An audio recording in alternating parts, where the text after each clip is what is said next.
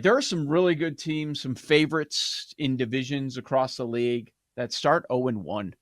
The high-profile ones that are going to come to mind right away, Baltimore, Kansas City, of course. You could mention Houston as well.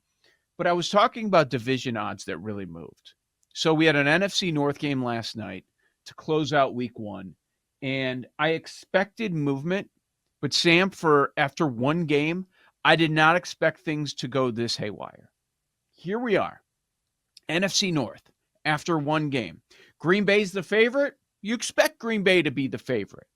Minus 125. Okay, now we got to lay a price to take the Packers to win the division.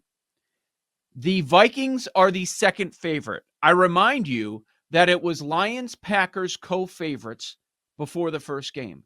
Now the Lions are third, Vikings second. Vikings are plus 300. Lions are plus 440 this morning. After one game, everybody is out, not only in on the Packers, but couple that out on the Lions after they end up playing each other. Bears are 12-1. Is that extreme overreaction? The Lions this morning plus 440 with an 0-1 record. It is, but I also don't have any interest in betting it. Mm-hmm. I didn't get there on Lions under, but we had some sharp guys on the show during the summer that said under 10.5. And yep, it was a look that made a ton of sense. But then you looked at the roster and thought, well, they didn't really lose a lot of talent.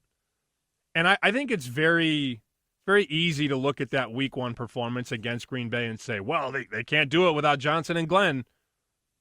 Maybe. I don't want to bet the plus 440. Everything in my body says I should, but I have no interest, and I don't know why that is. You would think buying the dip would be ideal, especially on a team that was very, very good last year that went 15-2. But we're not Dan Campbell guys. We've never really been Dan Campbell guys. Are you interested? Are you going to bet the Detroit 440? No. So when we did power rankings and I ended up rolling with my win totals, I put Detroit under 10.5 as my favorite win total. So I don't think they're going to have, I'm trying to wrestle with this. I think there's value there, but I also don't think they're winning the division.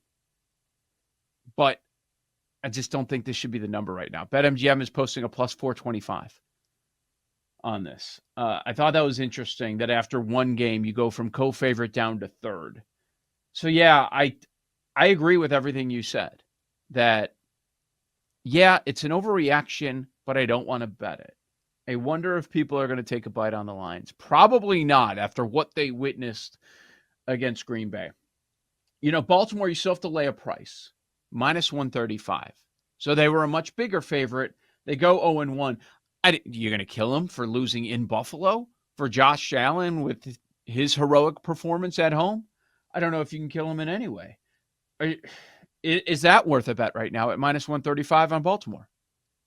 Could be, for sure. I mean, losing to Buffalo is not a big deal. It also doesn't affect their divisional standing. So, and Cincinnati looked like trash. You're still going to have to take out Baltimore inside the division. So, yeah. I mean, this would be a good time. I think Baltimore could still go 15-2 or 14-3.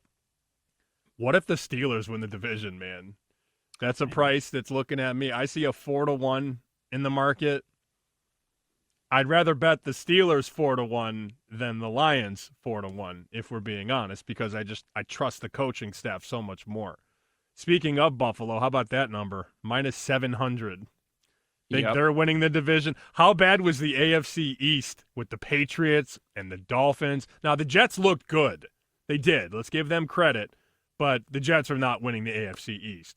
So after 1 week, Patriots lose, Dolphins lose, Jets lose, and the Bills have that historic comeback in the fourth quarter. BetMGM Buffalo minus 700, New England 8, Dolphins 17, Jets 25.